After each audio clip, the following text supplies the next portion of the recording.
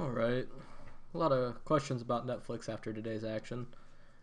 Whenever I find a chart that's growing like Netflix and there's no real resistances, I like to just play a little game called How Many Fibs Can I Put on This Chart? And I look at the golden fib levels, and those typically are the price targets when they cluster together. So the first one I do is I'd come down here to the very beginning on a 20-year chart, and I'd put a fib level on the earliest pullback. Let me take all these little ones out that we already know. Well, okay. Then we'll zoom back out and see where we are. Oh, so that's interesting. So running from the high in 2004 to the low that was established in 2004 there, we can see that these Fibonacci levels, even though they were created in 03 and 04, are still playing quite a key role today. We see here in 2011 the establishment here above this golden Fibonacci. Here in 2014, the establishment over this. We broke straight through this one, and now we can see that the resistance that we ran into here just this year is actually a golden Fibonacci up here at the 2900 area. What we can do here, let's just take a few of these off, and we'll just leave these two. Alright, so now let's do it for the next set here. We'll measure this pullback. Let's change the color. It doesn't really matter what color we're changing this particular one to. You can see here the establishment above the 261.8 here on this measured pullback.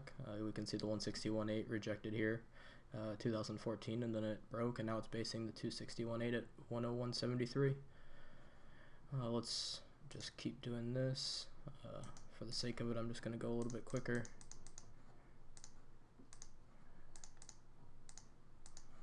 There's that one.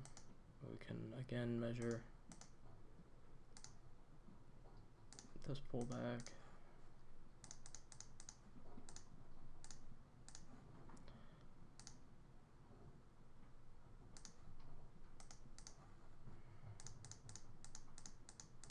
And so what this is doing is it's just giving us all of the golden Fibonacci levels from every pullback that has ever occurred in the stock. This is a 20-year monthly, so this is all you can do on the 20-year monthly.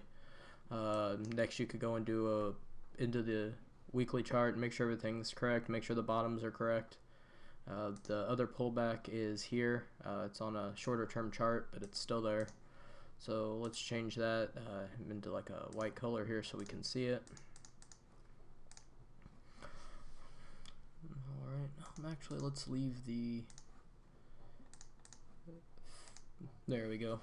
That's the most current, so I just wanted to leave these areas on there. You can see that in the shortest term, we're trying to base the 61.8 of this move from the earnings high to low, or whatever that looks like, from the 129.29 down into the 85.5, that last deepest pullback on the weekly chart. So we leave the 61.8 on because we know that we need this 113 as a base, and we leave the 76.4 on because we know that's the resistance point. From here you can measure more pullbacks if you really wanted some more points. Again, you can do this to whatever degree you wish.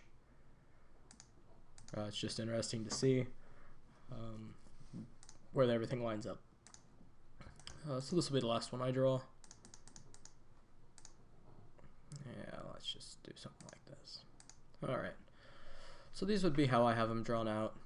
You can see that the resistance points on the way up that we need to, first we need to hold this 113, the shortest term 61.8. If we can hold that price and we stay above this 115, 116 area, we'll test back up into this 120, the 76.4 in the shorter term. Through there, the next test is up into the 161.8, 124.22. You can see quite a bit of congestion there at the top in that range. Above that, we have quite a big area here in the 128 to 130 range that I would really watch for. We would definitely need to see some sort of establishment. You see this longer term Fibonacci level that we saw in the 20-year, this 2900 here, in the 129 to 130 range. We would want to see an establishment over this price to really get a swing long. You could certainly play it up into the 128 to 130 range. But I would certainly want to see us break through this and hold it before getting overly long. If that does happen, you've got the 133.5, 135 up into the 140s. But for now, this 129 to 130 range is certainly the most important thing, at least in my eyes, on Netflix. For a shorter term aspect, you want to be watching this 113 to see if it can hold the value that it created today. If it can't, you're watching 110 to break down or to support. But for now, it would appear that the direction of Netflix is up, just judging by the chart on the 1 year and the chart on the 20 year, which shows that rapid ascension that you would expect to see in a stock that's just in the early years of growth.